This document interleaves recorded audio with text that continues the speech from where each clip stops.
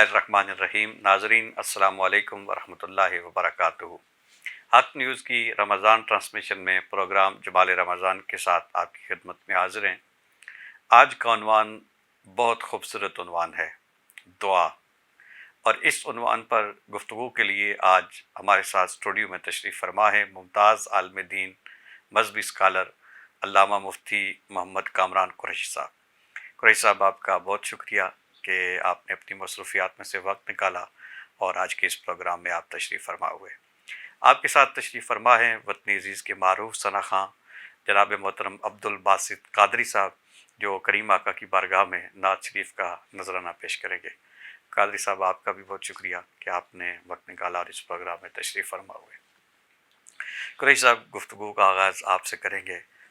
जैसा कि आप आज के उन्वान के बारे में जानते हैं, दुआ, कि ये जिस तरह सरकार ने इरशाद फरमाया कि दुआ इबादत का मग़ज़ है, और एक हदीस पाक है जिसमें सरकार ने फरमाया कि दुआ वल इबादा औ कमा क़ाल, कि दुआ ही इबादत है। तो आप गुफ्तगू का आगाज़ यहाँ से फरमाएँ कि अल्लाह रब्बुल इज़्ज़त ने कुरान मजीद में दुआ की अहमियत फ़जीलत को किस तरह बयान फरमाया। बिस्मिल्लाहिर्रहमानिर्रहीम इन्नल हम्दुलिल्लाह। दुआ, इसके मुतल्लिक़ कुरान मजीद फ़ुरक़ान हमीद में मुतअद्दिद आयतें हैं इसकी फ़जीलत, इसकी अहमियत बयान करने के लिए। मशहूर व मारूफ़ आयत है सूरह बक़रा की, व इज़ा सअलका इबादी अन्नी फ़इन्नी क़रीब, कि महबूब खुदा से अल्लाह ताला इरशाद फरमाते हैं कि ए मेरे हबीब, जब आपसे मेरे मुतल्लिक़ मेरे बंदे पूछें, व इज़ा सअलका इबादी अन्नी, मेरे मुतल्लिक़ पूछें तो उन्हें बता दीजिए फ़इन्नी क़रीब, मैं तुम्हारे बहुत करीब हूँ। उजीब दावतद्दाई इज़ा दान, मैं मांगने वाले की पुकार को, दुआ को, इल्तिजा को, दरख्वास्त को सुनता हूँ जब वो मुझे पुकारे।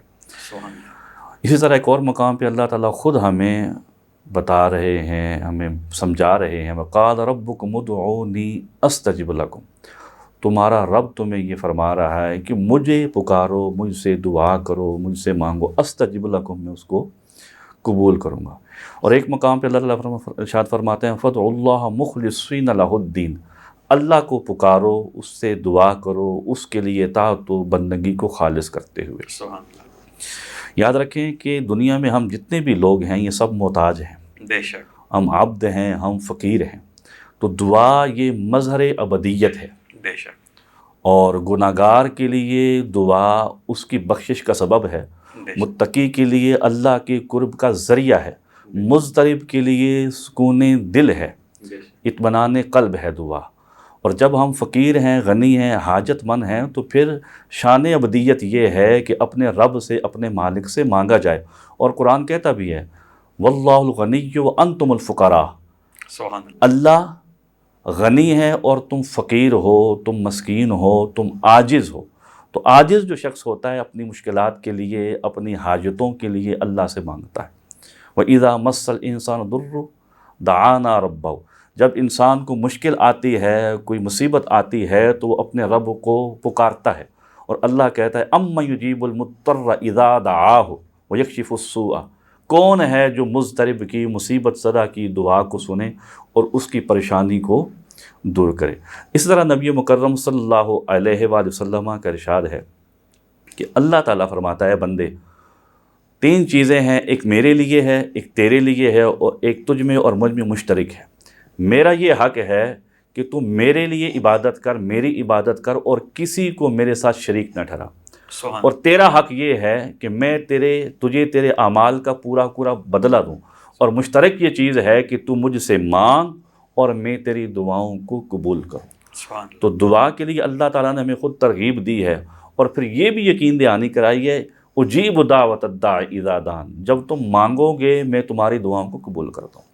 बाज़ औक़ात ऐसा होता है कि हम शिकायत करते हैं कि हम दुआ मांगते हैं, अल्लाह हमारी दुआ कबूल नहीं करता, सुनता नहीं है। तो हदीस शरीफ में आता है कि आका अलैहि सल्लम ने फरमाया कि जब कोई शख्स दुआ करता है उसमें दो बातें ना हो, गुनाह के लिए कोई दुआ ना हो और कता रहमी के लिए ना हो, यानी रिश्तेदारी तोड़ने के लिए ना हो। तो इससे पता चला कता रहमी बहुत बड़ा गुनाह है, क्योंकि पहले आम गुनाह की बात की और उसके बाद ख़ास बात कर दी कि कता रहमी की दुआ ना करे। उसके अलावा जो दुआएं करेगा अल्लाह कबूल फरमाएगा, लेकिन उसमें तीन चीज़ें होती हैं। فرمایا ایک تو یہ کہ اللہ تعالیٰ اس کی دعا کو فوراً قبول کر کے اس کی حاجت جو ہے وہ پوری کر دیتے.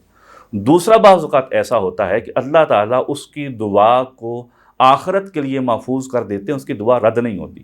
اور تیسرا ایسا ہوتا ہے کہ بعض اوقات کوئی شخص انسان کوئی چیز مانگتا ہے اللہ سے، اللہ کی ذات عالم الغیب ہے، جانتی ہے کہ بندے کے لیے کیا بہتر ہے، تو وہ چیز جو مانگ رہا ہوتا ہے وہ انسان کے لیے بعض اوقات بہتر نہیں ہوتی، تو اللہ تعالیٰ اس کے بدلے میں اس کی کوئی دوسری حاجت پوری کر دیتے ہیں یا اس کی مصیبت کو ٹال دیتے ہیں. اللہ دعاؤں کو رد نہیں کرتا، اللہ دعاؤں کو قبول کرنے والا ہوتا ہے. سبحان اللہ. آپ نے بڑی خوبصورت بات ارشاد فرمائی، اور جس طرح آپ نے ایک اشارہ کیا کہ دعا جب بندہ کرتا ہے تو بعض اوقات دعا قبول نہیں ہوتی، بندہ شکوہ کرتا ہے، کچھ لوگ کرتے ہیں شکوہ. جی تو دعا کی مقبولیت میں کچھ رکاوٹیں ہیں، اور ان میں سے ایک رکاوٹ جو ہے وہ قطع رحمی ہے. اس پر ایک روایت میرے ذہن میں آئی کہ حضرت عبداللہ ابن مسعود رضی اللہ تعالیٰ عنہ کا طریق یہ تھا کہ آپ کی محفل میں لوگ بیٹھے ہوتے اور آپ علم کی بات کرتے، دین کی بات کرتے، قرآن کی بات کرتے، سنت کی بات کرتے، اور پھر جب آپ دعا کرنے لگتے تو آپ کا طریق یہ تھا کہ آپ جو لوگ بیٹھے ہوتے ان کو مخاطب ہو کے ارشاد فرماتے کہ اب ہم دعا کرنے لگے ہیں. تو محفل میں کوئی ایسا شخص بیٹھا ہوا ہے اگر کہ جو قطع رحمی کرنے والا ہو، جس نے لوگوں کے ساتھ، رشتہ داروں میں سے کسی کے ساتھ اپنے تعلقات کو منقطع کیا ہوا ہو، تو وہ مہربانی کر کے اٹھ کے چلا جائے. کیونکہ جس محفل میں قطع رحمی کرنے والا شخص بیٹھا ہوا ہو سکتا ہے اس کی وجہ سے اس محفل میں دعا کرنے والوں میں سے کسی کی دعا بھی قبول نہ ہو. تو اس روایت سے بھی اندازہ ہوتا ہے کہ یہ جو قطع رحمی ہے یہ کتنا سخت اور کتنا بڑا گناہ ہے. اور ہم دیکھتے ہیں کہ محفل میں اب جب بیٹھے ہوتے ہیں لوگ تو اہل ایمان ہوتے ہیں اور بڑے بڑے کامل لوگ بھی ہوتے ہیں، تو بعض اوقات محفل میں دعا کی جاتی ہے اور بڑے اہتمام کے ساتھ کی جاتی ہے، لیکن وہ اس طرح ہمیں اس کے اثرات نظر نہیں آتے. تو شاید اس کا ایک سبب یہ ہوتا ہے کہ آج معاشرے میں قطع رحمی جو کہ بہت ہو چکی ہے، تو ہم رب کی رحمت کو آوازیں تو دیتے ہیں، اور رب کا وہ ایک حدیث قدسی ہے کہ جس میں اللہ رب العزت یہ فرماتا ہے کہ جو صلہ رحمی کرتا ہے، رشتوں کو جوڑتا ہے، میں بھی اسے نوازتا ہوں، اور جو رشتوں کو توڑتا ہے میں اسے ٹکڑے ٹکڑے کر دیتا ہوں. تو اس حوالے سے یہ چونکہ رمضان شریف کا مہینہ ہے تو ہمیں اس پر ضرور توجہ دینی چاہیے کہ ہم رشتے کاٹنے والوں میں سے نہ بنیں، رشتے جوڑنے والوں میں سے بنیں. تو چونکہ آپ نے گفتگو کا رخ اس طرف جب فرمایا کہ دعا کی قبولیت میں کچھ رکاوٹیں ہیں، ان میں سے ایک رکاوٹ تو یہ قطع رحمی ہے، اس کے علاوہ کون کون سی رکاوٹیں ہو سکتی ہیں جو انسان کی دعا کی قبولیت میں ایک رکاوٹ بن جاتی ہیں؟ اس کا ایک سبب ہے، یہ بھی حدیث ہے کہ آقا صلی اللہ علیہ وسلم نے فرمایا جب تم دعا کرو تو دعا میں جلدی نہ کرو. سبحان اللہ. دعا میں جو جلدی کرنا ہوتا ہے کہ بعض اوقات انسان دعا کرتا ہے، پھر دعا کرتا ہے اور کہتا ہے میری دعا قبول نہیں ہوتی. تو صحابہ کرام نے پوچھا آپ سے یہ جلدی کیا ہے؟ تو آقا صلی اللہ علیہ وسلم نے پھر تشریف فرمائی کہ جب تم دعا کرتے ہو، پھر دعا کرتے ہو اور دعا قبول نہیں ہوتی اتنی جلدی، تو تم کہتے ہو کہ دعا قبول نہیں ہو، تم دعا سے مایوس ہو جاتے ہو اس کی قبولیت سے. تو یہ دعا میں جلدی کرنا ہے.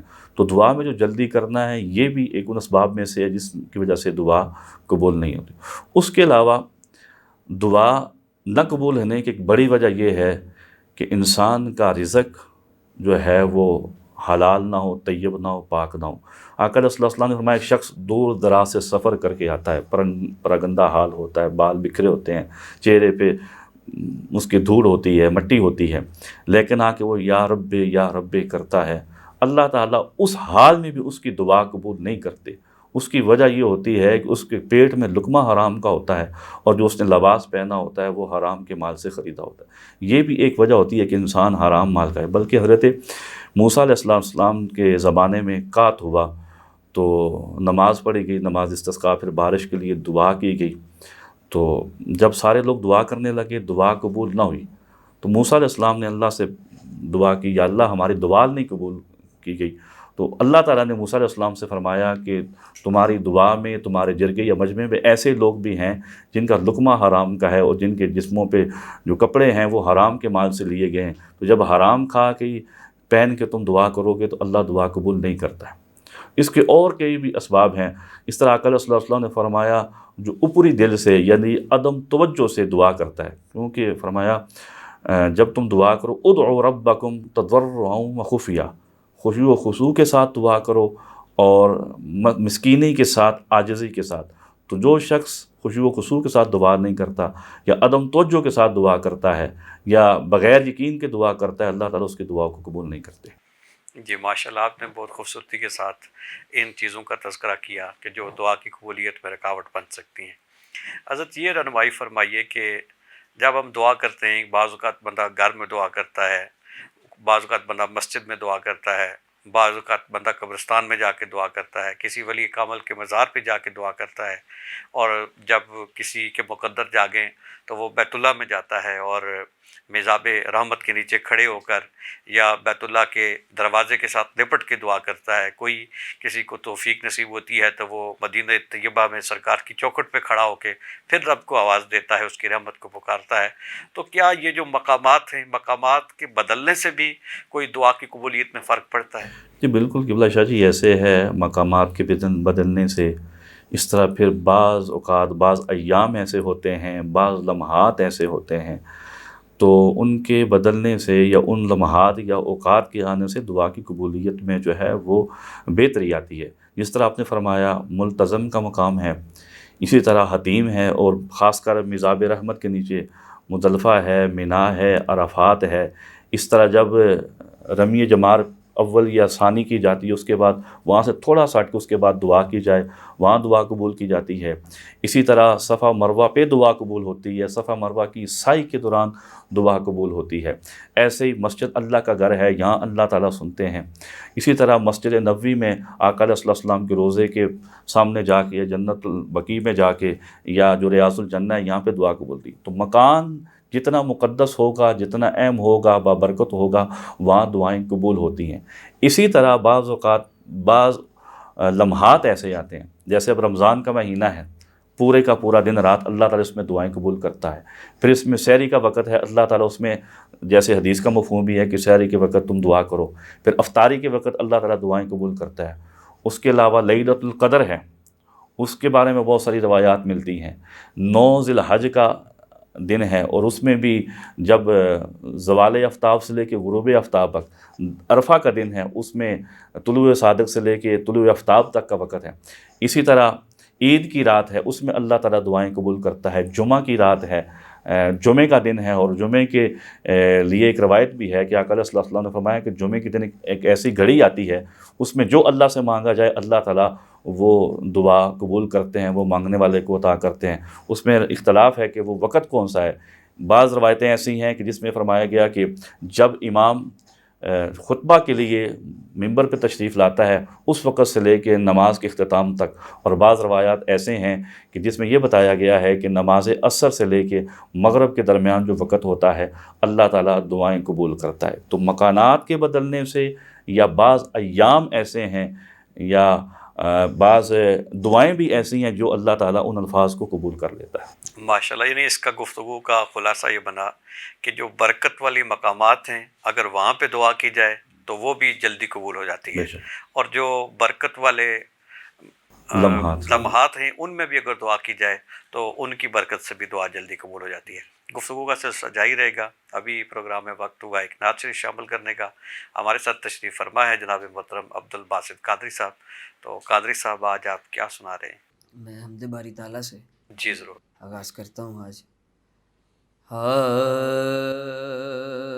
تو کریم ہے، کر دے کرم، تو رحیم ہے، کر دے کرم، تو کریم ہے، کر دے کرم، تو رحیم ہے، کر دے کرم۔ دنیا کے پیار کا قیدی ہوں، مجھے اپنا پیار عطا کر دے۔ دنیا کے پیار کا قیدی ہوں، مجھے اپنا پیار عطا کر دے، میں کچھ بھی ہوں تیرا بندہ ہوں، اے مولا مجھ کو رہا کر دے، اللہ اللہ اللہ اللہ تو کریم ہے، کر دے کرم، تو رحیم ہے، کر دے کرم۔ میرے ہر ایک سانس میں بس جائے تیرے ذکر مقدس کی خوشبو، ہو کعبہ میرے تصور میں، میری نس نس بولے اللہ اللہ اللہ اللہ اللہ تو کریم ہے، کر دے کرم، تو رحیم ہے، کر دے کرم۔ پھر جوش بلالی پیدا ہو مسلم کی پاک اذانوں میں، اللہ اکبر اللہ اکبر، پھر جوش بلالی پیدا ہو مسلم کی پاک اذانوں میں، پھر حیدری نعرے گونج اٹھے باطل کے سب ایوانوں میں، اللہ اللہ اللہ اللہ تو کریم ہے، کر دے کرم، تو رحیم ہے، کر دے کرم۔ ماشاءاللہ قادری صاحب، آپ نے بہت خوبصورت حمدیہ کلام سنایا۔ اللہ رب العزت ہم سب کی دعاؤں کو قبولیت کا شرف عطا فرمائے، اور اللہ رب العزت امت مسلمہ کو وقار عطا فرمائے، عروج عطا فرمائے، اتحاد عطا فرمائے۔ ناظرین، ابھی پروگرام میں وقت ہوا ہے ایک بریک کا، مختصر سے وقفے کے بعد دوبارہ حاضر ہوتے ہیں۔ السلام علیکم ورحمۃ اللہ وبرکاتہ۔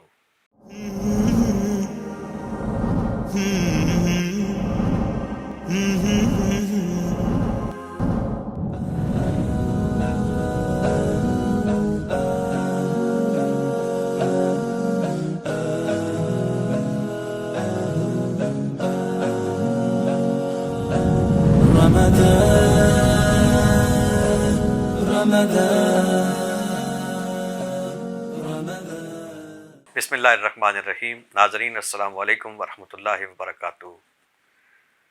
آج کا عنوان ہے دعا، اور گفتگو کے لیے اسٹوڈیو میں ہمارے ساتھ تشریف فرما ہیں ممتاز عالم دین، مذہبی اسکالر علامہ مفتی محمد کامران قریشی صاحب۔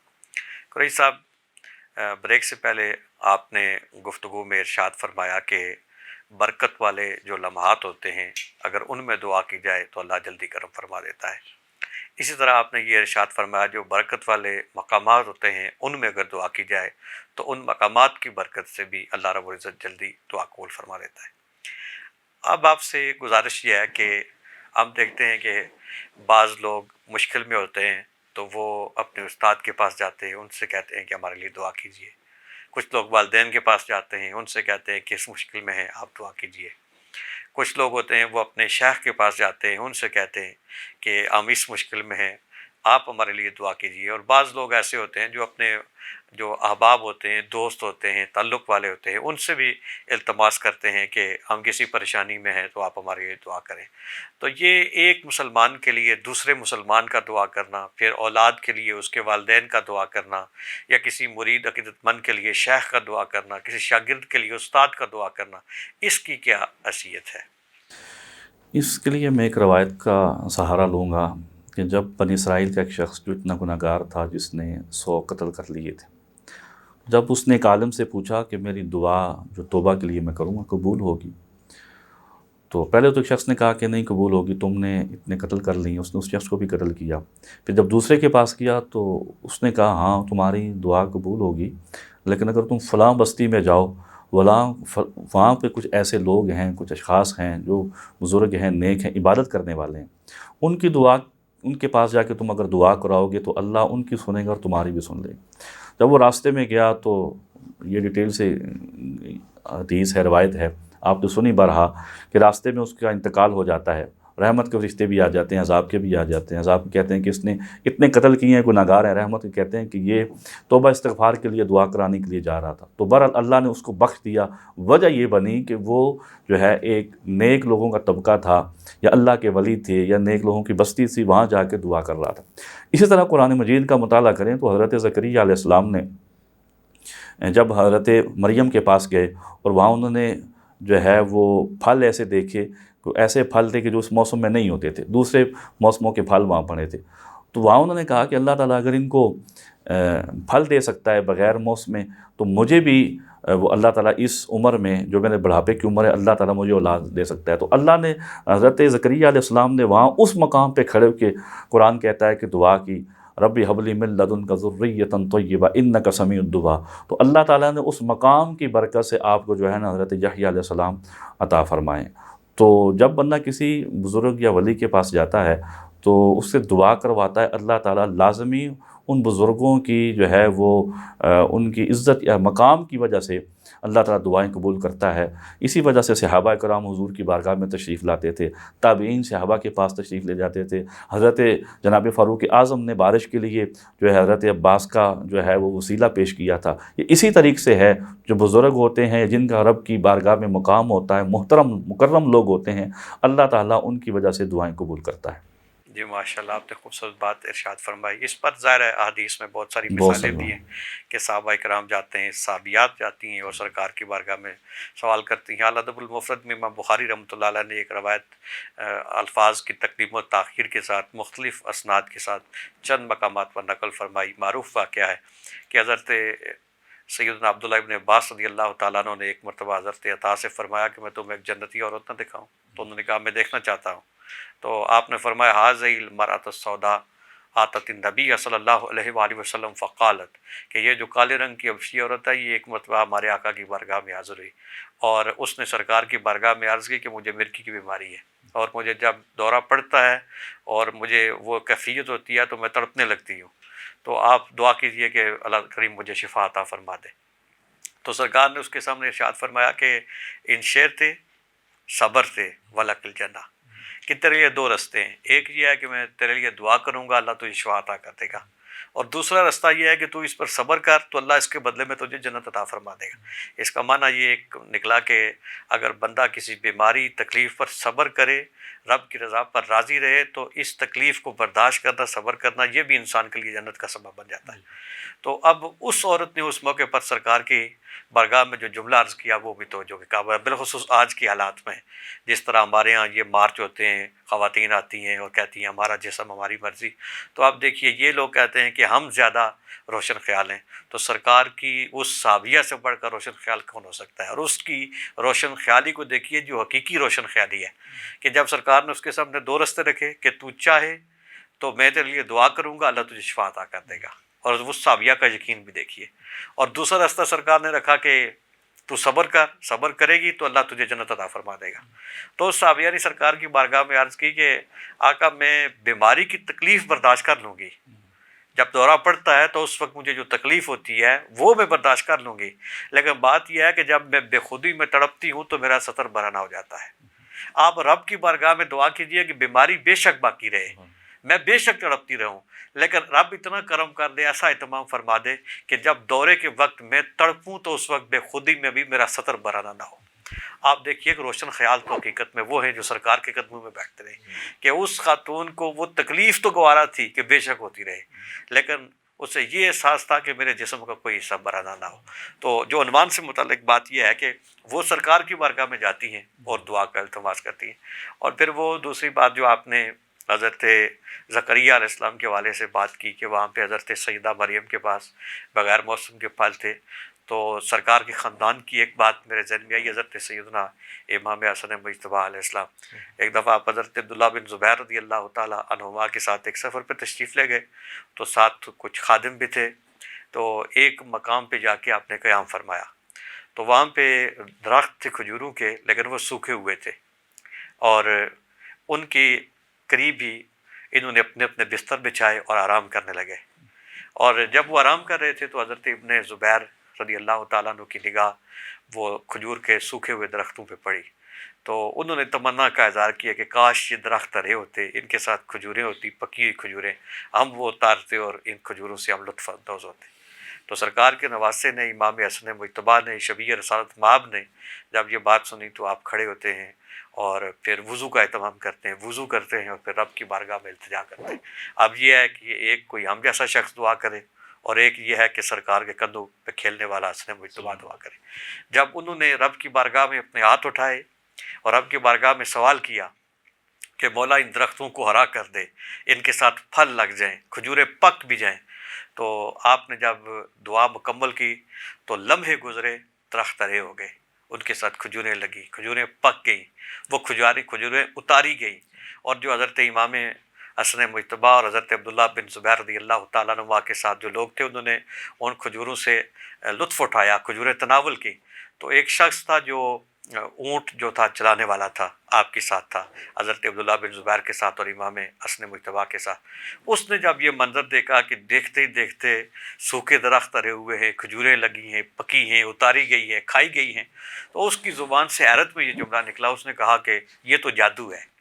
تو حضرت امام حسن مجتبیٰ نے اس شخص کی طرف دیکھا اور فرمایا یہ جادو نہیں، یہ پیغمبر کے بیٹے کی دعائے مستجاب کا اثر ہے۔ تو اس کا معنی یہ ہے کہ سب کی دعائیں ایک جیسی نہیں ہوتی۔ ایک سوال آپ کی خدمت میں اور عرض کرنا ہے کہ یہ جو دعا کی جاتی ہے کہ دعا مختلف زبانوں میں کرتے ہیں، کچھ دعا ہیں جو قرآن و حدیث میں ہیں اور وہ عربی میں ہیں، ظاہر ہے چونکہ سرکار کی زبان بھی عربی ہے، قرآن کی زبان بھی عربی ہے، پھر فارسی زبان میں بھی لوگ دعا کرتے ہیں، اردو زبان میں بھی لوگ دعا کرتے ہیں، اور پھر اپنی اپنی مادری زبان میں بھی لوگ دعا کرتے ہیں۔ تو ایک تو ہمیں قرآن مجید سے اتنا تو پتہ چلتا ہے کہ رب سنتا سب کی ہے، کہ جس طرح قرآن کہتا ہے کہ اجیب دعوت الداعی اذا دعان، کہ پکارنے والا جب بھی میری رحمت کو آواز دیتا ہے میں اس کی پکار کو سنتا ہوں۔ یہاں پہ قید کوئی نہیں ہے کہ پکارنے والا اردو میں پکارے یا پنجابی میں پکارے، وہ فارسی میں پکارے یا عربی میں پکارے، یہ پٹواری میں پکارے یا سندھی میں پکارے، بلکہ یہاں پہ تو زبان کی بات بھی نہیں ہے، وہ تو اس کی بھی سنتا ہے کہ جو گنگا کلام نہیں کر سکتا، گنگا بھی اس کی رحمت کو آواز دے تو وہ مالک سنتا ہے۔ لیکن میں جو سوال آپ کی خدمت میں رکھنا چاہتا تھا وہ یہ ہے کہ یہ کسی بھی زبان میں دعا کی جائے تو دعا رب سنتا ضرور ہے، لیکن کیا کسی زبان کی کوئی اس اعتبار سے افضلیت بھی ہے کہ اگر عربی زبان میں دعا کی جائے چونکہ وہ قرآن و حدیث کی زبان ہے تو اس کی تاثیر زیادہ ہوگی، یا سب کسی بھی زبان میں دعا کر دینا یہ برابر ہے؟ اس وجہ سے شاہ جی آپ اگر قرآن کا مطالعہ کریں تو انبیاء کی دعائیں اللہ نے ذکر کی ہیں۔ بے شک ذکر کرنے کی وجہ ہے کہ جو الفاظ اللہ تعالیٰ کے انبیاء نے استعمال کیے ہیں دعا کے لیے، وہ الفاظ قابل قبول ہیں، بے شک پھر ان الفاظ کی نسبت ہے ان انبیاء سے۔ بے شک اور حضرت انس کی مجھے روایت یاد آ رہی ہے، آپ فرماتے ہیں کانا اکثر دعائیں نبی صلی اللہ علیہ وسلم اللہم ربنا آتنا فی الدنیا حسنۃ وفی الآخرۃ حسنۃ وقنا عذاب النار۔ اور بلکہ حضرت عائشہ صدیقہ فرماتی ہیں کہ آقا علیہ الصلوۃ والسلام وہ دعا مانگتے تھے جو جامع کلمات کی ہو، اور اس کے علاوہ دعا کو چھوڑ دیتے تھے۔ سبحان اللہ۔ ایک یہ آپ بات ذہن میں رکھیں، حضرت انس آپ فرماتے ہیں کہ حضور کی اکثر دعا یہ ہوتی تھی اللہم ربنا آتنا فی الدنیا حسنہ، اور کئی دفعہ حضور نے فرمایا کہ اللہ سے تم بھلائی کرو۔ اور اسی طرح دیگر انبیاء کی دعائیں ہیں، دعائیں تو بہت سی ہیں، بلکہ حضرت ابو امامہ فرماتے ہیں آقا علیہ السلام نے ہمیں بہت سی دعائیں سکھائیں اور اللہ کے نبی نے بہت سی دعائیں مانگی ہیں، لیکن ساری ہمیں یاد نہیں ہیں، تو اس لیے ہم یوں دعا کرتے ہیں کیا؟ اب وہ صحابی رسول کے الفاظ ہیں، یا اللہ جو بلائی خیر تیرے نبی نے تجھ سے مانگی وہ ہمارے حق میں بھی قبول فرما، وہ ہمیں بھی عطا فرما، اور جس شر سے تیرے نبی نے پناہ مانگی یا اللہ اس شر سے ہمیں بھی بچا، اور بے شک ہم نے تجھ تک پہنچنا ہے اور تیری طاقت کے اور نصرت کے بغیر کچھ بھی نہیں ہو سکتا۔ تو جو انبیاء کے الفاظ ہیں جو قرآن مجید میں اللہ نے ذکر کی، اللہم ربنا آتنا فی الدنیا حسنہ، ربنا ظلمنا انفسنا وان لم تغفر لنا وترحمنا رب اجعلنی مقیم الصلاۃ ومن ذریتی ربنا وتقبل دعا، کیونکہ جو واصف علی واصف کہتے ہیں پیغمبر کی بات بھی باتوں کی پیغمبر ہوتی ہے، سبحان اللہ۔ تو جو پیغمبر کی مانگی ہوئی دعائیں ہیں، جو الفاظ ہیں، پھر وہ مقبول بھی ہوئے ہیں، تو اگر اس نسبت سے وہ دعائیں جو اللہ نے ہمارے لیے قرآن میں ذکر کی ہیں، اور قرآن میں اللہ تعالیٰ کوئی بات بھی لا یعنی اور بغیر مقصد کے نہیں اللہ تعالیٰ فرماتے ہیں، تو وہ اس لیے ہے کہ ہم انہی الفاظوں کے ساتھ، انہی جو ہے جملوں کے ساتھ اگر دعائیں مانگیں گے تو اللہ تعالیٰ لازمی ہماری دعاؤں کو قبول فرمائیں گے۔ یعنی ہم کہہ سکتے ہیں کہ تاثیر کے اعتبار سے جن دعاؤں کا ذکر قرآن میں ملتا ہے، اگر توجہ کے ساتھ رب کی بارگاہ میں ان کلمات کے ساتھ دعا کی جائے تو وہ سب سے افضل ہے۔ پھر وہ کلمات جو ہمیں کتب حدیث میں ملتی ہیں، یعنی سرکار نے جن کلمات کے ساتھ دعا کی، اور وہ بھی اس اعتبار سے افضل ہیں، اور پھر صحابہ سے، آل بیت سے دعاؤں کے جو کلمات مذکور ہیں، اگر وہ بھی ان کلمات کے ساتھ بھی رب کو پکارا جائے تو اس کی تاثیر بھی زیادہ ہوگی۔ ایک بات میں شاہ جی یہاں پہ ایڈ کرنا چاہوں گا، کیونکہ ہمارا ٹائم ختم ہونے والا ہے، دعا جب کریں تو دوسرے کے لیے بھی کریں۔ بے شک۔ بلکہ ایک حدیث یہ ہے کہ اس شخص نے دعا کی تو اس کے دعا کے اختتام پہ ایک فرشتہ گویا ہوا کہ اللہ تمہارے حق میں بھی ان دعاؤں کو قبول کرے جو تم نے دوسرے کے لیے مانگی ہے۔ اور انبیاء کا طریق بھی یہ ہے کہ حضرت ابراہیم علیہ السلام نے جب یہ کہا رب اجعلنی مقیم الصلاۃ ومن ذریتی ربنا تقبل دعا ربنا اغفر لی ولوالدی وللمؤمنین یوم یقوم الحساب، میرے والدین کو اور مومنین کو یوم حساب کو بخش دے۔ پھر قرآن مجید نے مومنوں کی صفات یہ بیان کی ہے، والذین جاؤ من بعدہم یقولون ربنا اغفر لنا ولاخوان، جو بعد میں آنے والے ہیں پہلوں کی دعا کرتے ہیں کہ یا اللہ ان کو بخش دے۔ تو جب دعا کی جائے، دوسروں کے لیے بھی دعا کی جائے، جب دوسروں کے لیے آپ دعا کرتے ہیں تو اللہ تعالیٰ ان کے حق میں مانگی دعائیں آپ کے حق میں قبول کرتا ہے۔ اور بلکہ حضرت امام حسن علیہ السلام سے یہ روایت مذکور ہے کہ آپ فرماتے ہیں کہ امی جی حضرت سیدہ خاتون جنت سلام اللہ علیہ کثیراً کی سیرہ جب ساری رات عبادت کرنے کے بعد دعا مانگتی تھی تو امت مسلمہ کے لیے اپنے بابا جانی کی طرح جیسے حضور نے ساری عمر امت کے لیے دعائیں مانگی ہیں، رب حبلی امتی رب سلم امتی، تو آپ امت کی بخشش کے لیے دعائیں مانگتی۔ تو جناب امام حسن مجتبیٰ نے امام حسین علیہ السلام نے عرض کی امی جان آپ اپنے لیے بھی دعا مانگے، تو آپ نے فرمایا پہلے پڑوسیوں کا حق ہوتا ہے۔ تو جب دوسروں کے لیے آج کل جیسے امت کا حال ہے، اضطراب کی کیفیت ہے، انتشار کی کیفیت ہے، بے برکتی ہے، اور بالخصوص امت مسلمہ میں، تو ہمیں دوسرے لوگوں کو اپنی دعا میں لازمی یاد رکھنا چاہیے۔ جب آپ دوسرے کے لیے دعا مانگیں گے تو اللہ وہ اپنی مخلوق سے پیار کرنے والوں سے پیار کرتا ہے، جب اس کی مخلوق کے لیے آپ دعا مانگیں گے تو اللہ آپ کے حق میں بھی وہ دعائیں قبول کرے۔ جی بے شک، قرآن حدیث کا جب ہم مطالعہ کرتے ہیں تو وہاں سے بھی یہی تعلیم ملتی ہے۔ ہم دیکھتے ہیں کہ سورہ فاتحہ شریف کو دیکھیں کہ اہدنا الصراط المستقیم صراط الذین انعمت علیہم، تو یہاں پر بھی جو صیغے استعمال ہوئے ہیں یہ صرف ایک فرد اپنے لیے دعا نہیں کرتا بلکہ وہ سب اہل ایمان کے لیے دعا کرتا ہے۔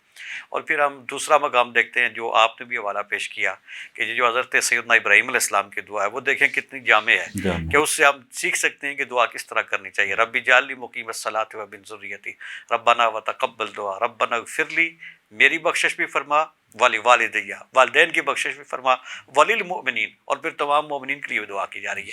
اور یہ ہمارا طریق بھی یہی ہے۔ ہم دیکھتے ہیں کہ جب احسان ثواب کی محفل میں، کسی اجتماع میں، جب بھی بزرگ آخر میں دعا کرتے ہیں تو ہمارے بزرگوں کا طریق یہی ہے کہ وہ سب کے لیے دعا کرتے ہیں، سرکار کے لیے دعا کرتے ہیں، صحابہ کے لیے دعا کرتے ہیں، اہل بیت اطہار کے لیے دعا کرتے ہیں، جو گزشتہ انبیاء کرام ہیں ان کے لیے دعا کی جاتی ہے، اور پھر تمام دنیا کے لیے، مجبوروں کے لیے، معذوروں کے لیے، سب کے لیے دعا کی جاتی ہے۔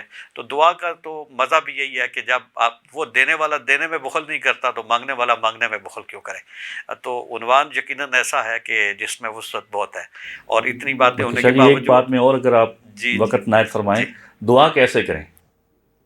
دعا کیسے کریں یہ بھی بہت لازمی. ظاہر ہے دعا تو ہم نے سن لی کہ دعا فلاں کے لیے کریں، لیکن دعا کیسے کریں یہ یاد رکھیں. آقا علیہ السلام نے اس بارے میں تنبیہ فرمائی ہے کہ جب آپ دعا کریں تو پہلے اللہ کی حمد و ثنا بیان کریں جی اس کی شان کے مطابق، پھر آقا علیہ السلام پہ درود پڑھا جائے. بلکہ حضرت عمر فاروق کی یہ آپ کا فرمان ہے کہ جب تک انسان دعا میں درود نہیں پڑھتا تو دعا معلق رہتی. صحیح. پھر جب آپ دعا مانگ رہے ہیں تو آپ کی کیفیت کیا ہونی چاہیے؟ سب سے پہلے آپ اپنے گناہوں کو یاد رکھیں، پھر آپ اپنی کیفیت ایسی بنائیں، رونے والی کیفیت بنائیں، التجا والی کیفیت بنائیں، ایسی کیفیت بنائیں کہ آپ کا جسم جو ہے اس کا رونگٹے کھڑے ہو جائیں. پھر آپ جب دعا کر چکیں تو آپ کو یہ محسوس ہو کہ آپ کے جسم سے، آپ کے بدن سے، آپ کے کندھوں سے جو ہے بوجھ اتر چکا ہے. اس انداز میں جب انسان دعا کرتا ہے تو اللہ لازمی دعا کو قبول کرتا ہے. ماشاء اللہ تعالیٰ ہمیں یہ باتیں جو آپ نے ارشاد فرمائی ہیں، جو دعا کے آداب آپ نے بیان فرمائے، اللہ تعالیٰ ہمیں ان پر عمل پیرا ہونے کی توفیق عطا فرمائے. اور محسوس یہ ہوتا ہے کہ یہ جو عنوان ہے یہ اپنے اندر بڑی وسعت رکھتا ہے. بہت ساری چیزیں ابھی بھی ضرورت ہیں کہ وہ بیان کی جاتی، لیکن بہرحال وقت کی کمی آڑے آ رہی ہے.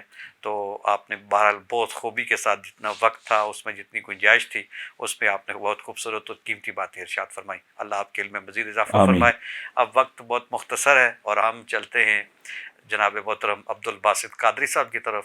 تو آپ کی خدمت میں گزارش ہے کہ کریم آقا کی بارگاہ میں نعت شریف کے اشعار کا نذرانہ پیش کریں. حضور میری تو ساری بہار آپ سے ہے،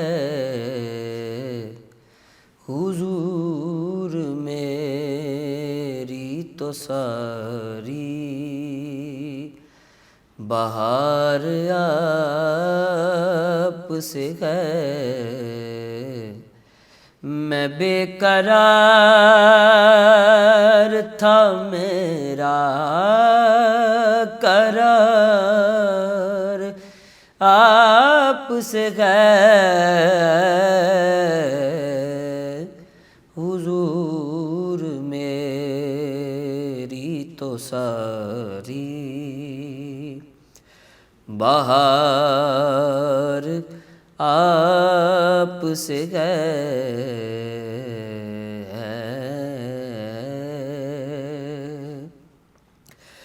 کہاں وہ سونا مدینہ، کہاں میری ہستی، کہاں وہ سونا مدینہ،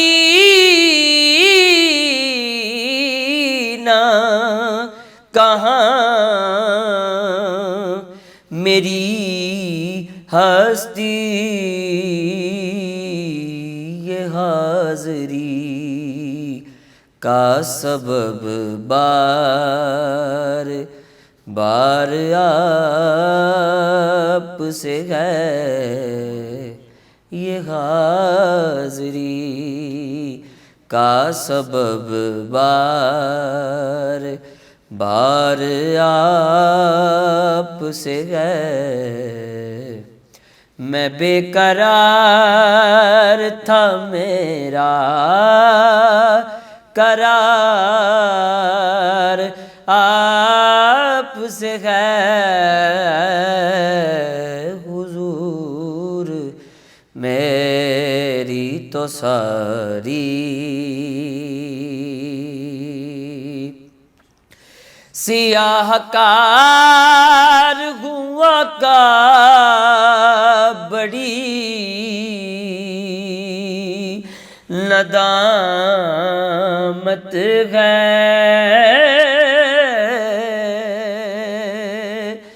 سیاہ کار ہوا کا بڑی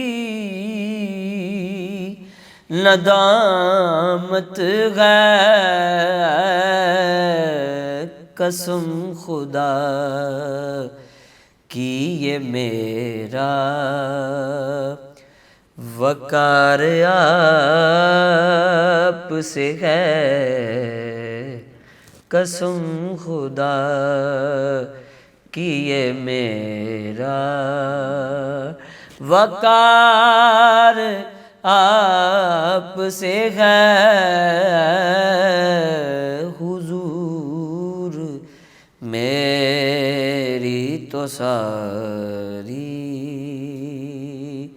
بہار آپ سے ہے میں بے قرار تھا میرا قرار آپ سے ہے حضور میری تو ساری بہار آپ سے ہے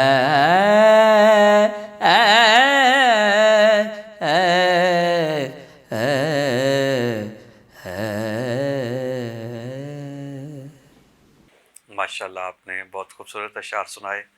اللہ تعالیٰ آپ کے ذوق میں، آپ کے سوز میں اور آپ کی عزتوں میں مزید اضافہ فرمائے. آپ کا بہت شکریہ کہ آپ نے مصروفیات میں سے وقت نکالا اور ہمارے آج کے اس پروگرام میں آپ تشریف فرما ہوئے.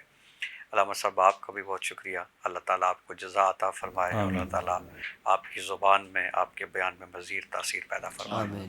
ناظرین، پروگرام کا وقت ختم ہوا. کل انشاءاللہ ایک نئے عنوان کے ساتھ آپ کی خدمت میں حاضر ہوں گے. السلام علیکم ورحمۃ اللہ وبرکاتہ.